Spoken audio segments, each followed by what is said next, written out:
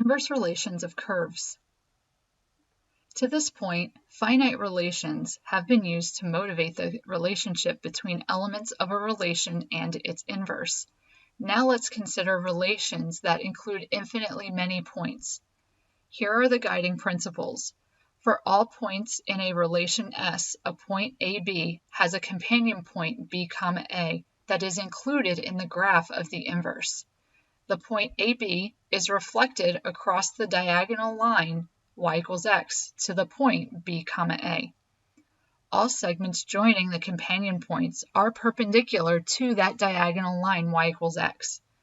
And the graphs of the curves can be inverted as well by swapping x and y for y and x, point by point or in the formula. The inverse can then be created. So here are two examples. If you have first that y is equal to 5x plus 2, it inverts to become x is equal to 5y plus 2. Now, if you wanted, you could solve this inverse for y to determine the slope and y-intercept of that inverse line. Similarly, if our original function was y is equal to x squared plus 3, it inverts to become x is equal to y squared plus 3. You can also solve this one for y if you would like. And in this case, you would have a y is equal to a plus or minus square root of a quantity. So you would have to include both the top half and bottom half of the square root function if you elect to graph it by solving for y. As we have shown, the graph of a relation's inverse can be found by reflecting the graph of the original relation across the line y equals x. Let's actually see this idea in action. The red line is going through the points -4, 0 and 0, 2. And the equation of this line, or a form of the equation of this line, is x minus 2y is equal to -4. If you would like, you could convert this into y-intercept form. Y is equal to 1/2 x plus 2, which does match the slope 1/2 and y-intercept shown in that function. Its inverse is found by swapping the x and y. This means that the equation of the blue line is y minus 2x is equal to -4. If you elected to put this into slope-intercept form, it would be y equals 2x minus 4. And it does go through 0, -4 and has a slope of 2/1. Notice that the red x was replaced by the blue y, and the red y was replaced by the blue x to create the inverse relation equations. Here's another example of a linear relation, and we're going to find its inverse. So the red line goes through the points -3, -3, and 0, 3, as shown in the graph. A formula for the line is x minus 2y is equal to -3. If you were to solve this for y, to put it into slope-intercept form, it would become y equals 2x plus 3. Now the question is, what is an equation of the inverse of the red line? Well, the inverse of the red line is found by swapping the x and y values. So in standard form, it would be 2y minus x is equal to -3. If you were to write this in slope-intercept form, it would become y equals 1/2 x minus 3/2.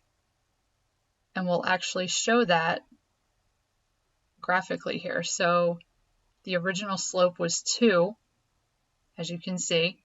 So the slope of the inverse will be 1/2. So it will still go through the point -3, -3, but then it'll have this slope of 1/2. And it does indeed go through -3/2 or -1.5. when it crosses the y-axis. And here's the solution to this example, and it does match one of the equations that we came up with for the inverse. It is also equivalent to the other linear equation we came up with for the inverse, which was that y is equal to 1/2 x minus 3/2, because its y-intercept is -1.5 or -3/2, and its slope is positive 1/2. For functions composed of two segments, the inverse is created one segment at a time, and that inverse relation may or may not be a function. So let's try this exercise. On the grid, we're going to sketch the graph of the inverse. And in order to do that, we're going to identify some key points in our original function first. We have this first point, -5, 0.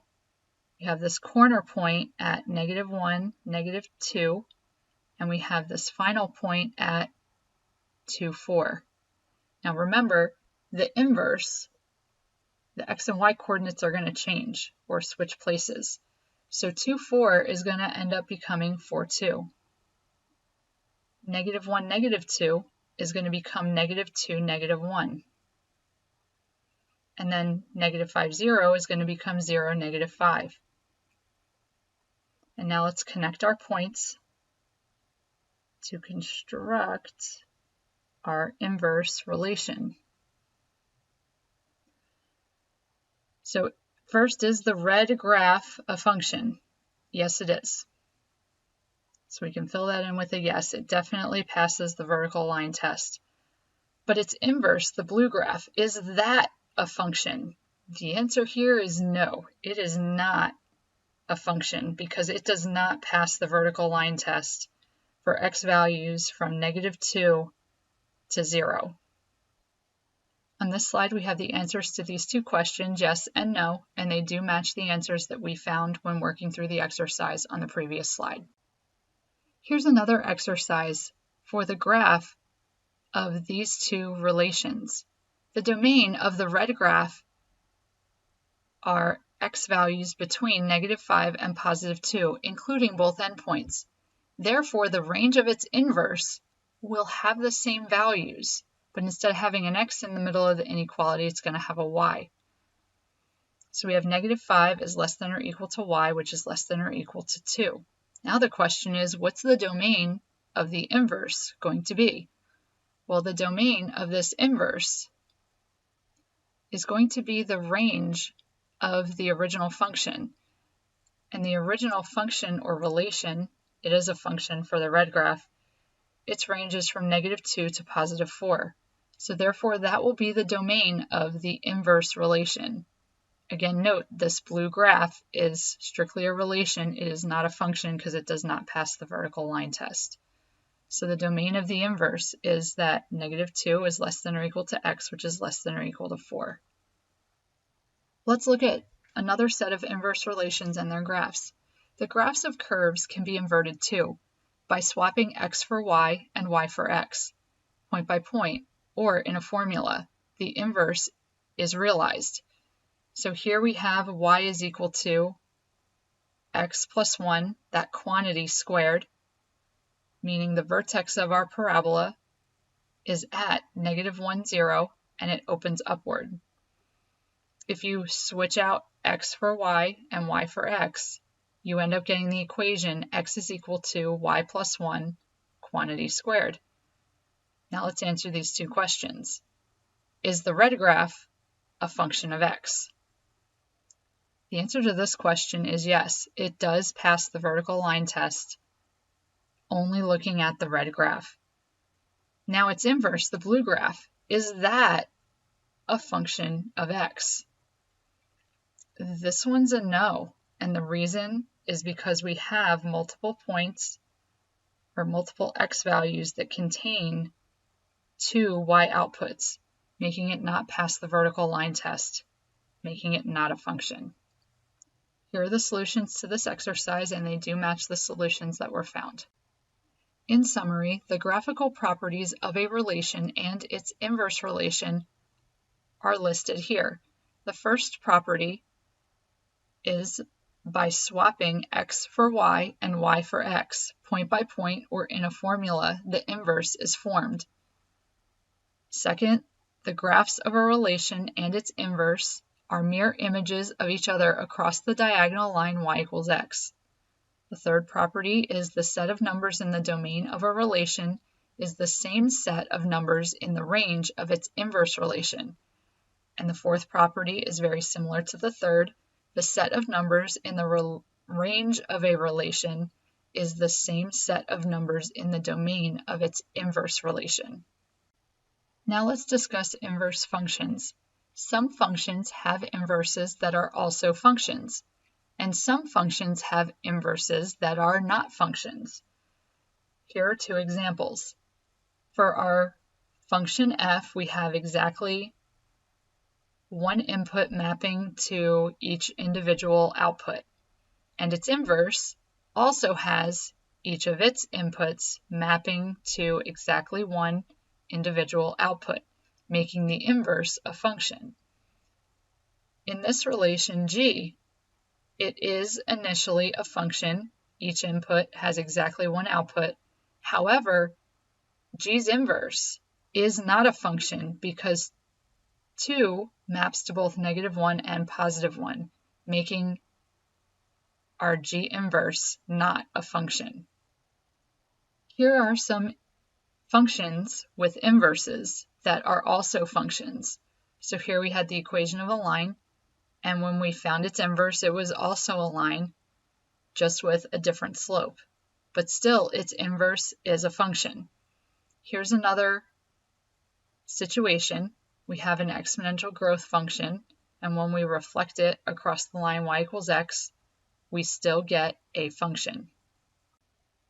Below are examples of functions, shown in red, f and g, whose inverses were not functions. This inverse is not a function. It did not pass the vertical line test from -2 to 0. And this inverse altogether is not a function. It intersects 2 points throughout just about all of it, making it not a function. Remember that a function is a relation that assigns each input to one and only one output. Because of the swapping property of inverses, for a function to have an inverse function requires that each function output can have one and only one input value assigned to it. So the definition of a one-to-one function is a function that has an inverse function is called a one-to-one function. For each input, there is one and only one output, and for each output, there is one and only one input assigned to it. One-to-one functions have inverses. Let's see this in action. Our function f maps from 0 to 2, 1 to 5, 2 to 8, and 3 to 11. Let's focus on the arrows that map x onto y. For each x, there is one y, and for each y value, there is exactly one x that leads to it. If we look at our function g, it is a function because each individual input has its own output. But let's focus on the arrows that map x onto y. For each x, there is one y. However, at y equals 2, it has two inputs x assigned to it. It goes from -1 to 2 and from 1 to 2. Since f has exactly one output for each individual input, f inverse is a function, and f is one-to-one. However, since 2 in G had two inputs leading to it, when it's inverted, it is not a function. The 2 that is now within the domain of G inverse leads to two different outputs. Therefore, G is not a one-to-one function. Here are some graphs of functions and their inverses to see whether or not they are one-to-one. Here, f is a linear function, and its inverse is also a function. Therefore, f is 1 to 1, and its inverse is a function. Now with g, the original function g is a function, passes the vertical line test. However, since there are multiple inputs that lead to the same output, such as 0, 1, and negative 2, 1, or 1, 4, and negative 3, 4, its inverse is not a function because there's one x value that has two y or output values. Also, since the inverse of g is not a function, g in and of itself is not 1 to 1. The vertical line test is used to determine if a graph of a relation is a function. The horizontal line test is used to determine if a function is 1 to 1. If all horizontal lines hit the red graph in one and only one point, then the function is 1 to 1, and its relation, or its inverse relation, will also be a function.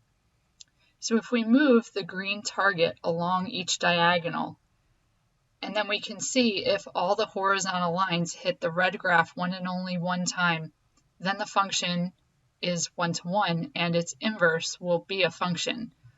So if we move this, we can see that the horizontal line is only touching f one and only one time.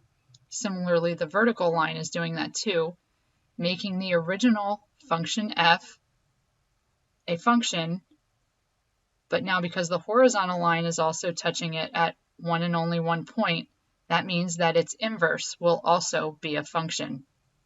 If we do the same thing with g, we can clearly see here that g does not pass the horizontal line test. Yes, it is a function because the vertical line only touches each point at one and only one point.